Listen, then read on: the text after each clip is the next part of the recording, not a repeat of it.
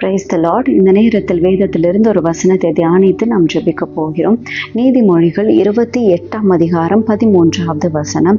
தன் பாவங்களை மறைக்கிறவன் வாழ்வடைய மாட்டான், அவைகளை அறிக்கை செய்து விட்டு விடுகிறவனோ இரக்கம் பெறுவான்.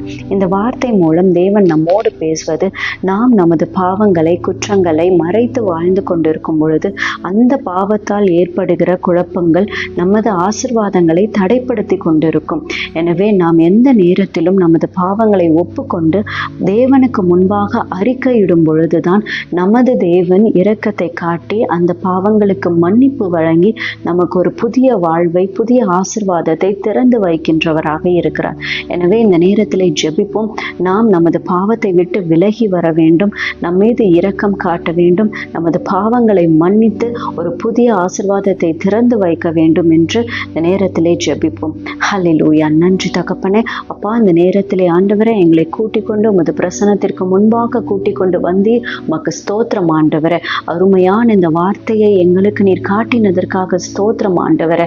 அப்பா, இந்த வார்த்தையின் வழியாய் கர்த்தாவே எங்கள் பாவங்களை உமது பாதத்திலே ஒப்பு கொடுக்கிறோம் பிதாவே. அப்பா, இதுவரை நாங்கள் செய்த பாவங்கள், இதுவரை நாங்கள் செய்த குற்றங்கள் அப்பா உமக்கு முன்பாக எல்லாவற்றையும் ஆண்டவரை நாங்கள் அழித்து போடுகிறோம் ராஜனே. எந்த நேரத்திலும் ஆண்டவரை உமது விசுவாசத்தை மட்டும் கை கொண்டவர்களாய், உமது கட்டளைகளை மட்டும் கை கொண்டவர்களாய், அப்பா உம்மை விட்டு பிரியாதவர்களாய் நாங்கள் பாவத்தை விட்டு நீங்கி இருக்க வேண்டுமாக ஜெபிக்கிறேன் அப்பா. அப்பா, பாவத்திற்கு ஏதுவாக வருகிற எல்லா கிரியைகளையும் நீர் அழித்து போடும்படிக்காய் ஜெபிக்கிறேன் அப்பா. சாத்தானின் சூழ்ச்சிகள் ஆண்டவரை, உமக்கு முன்பாக தோன்றுகிற எல்லா விரோதங்கள், எல்லா சூழ்ச்சிகளும் ஆண்டவரை இந்த நேரத்திலே நீங்கி போகட்டுமாக ஜெபிக்கிறேன் பிதாவே. அப்பா, எங்கள் பரலோக தகப்பனே, நீர் எங்களோடு என்றும் இருக்க வேண்டும். நாங்கள் பாவம் செய்வதற்கு முன்பாக எங்கள் இருதயத்திலே நீங்கள் பேசும்படிக்காய் ஜெபிக்கிறேன் பிதாவே. இது என்னதென்று தவறு என்று நீர் எங்களுக்கு உணர்த்தும்படிக்காய் ஜெபிக்கிறேன் அப்பா.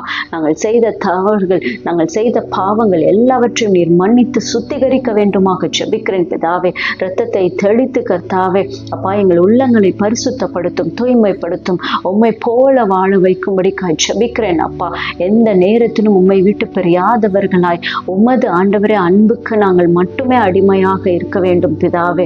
அப்படியான ஒரு புதிய வாழ்க்கையை நீ தரும்படிக்காய் ஜெபிக்கிறேன். இந்த நாளிலே நீ தந்தீரே உமக்கு ஸ்தோத்திரம். வார்த்தையின் மூலமாய் பேசினீரே உமக்கு ஸ்தோத்திரம் ஆண்டவரே. இந்த ஆசீர்வாதமான நாளுக்காக உம்மை ஸ்தோத்தரிக்கிறோம் அப்பா.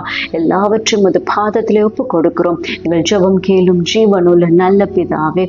ஆமென். Be blessed in Jesus Christ.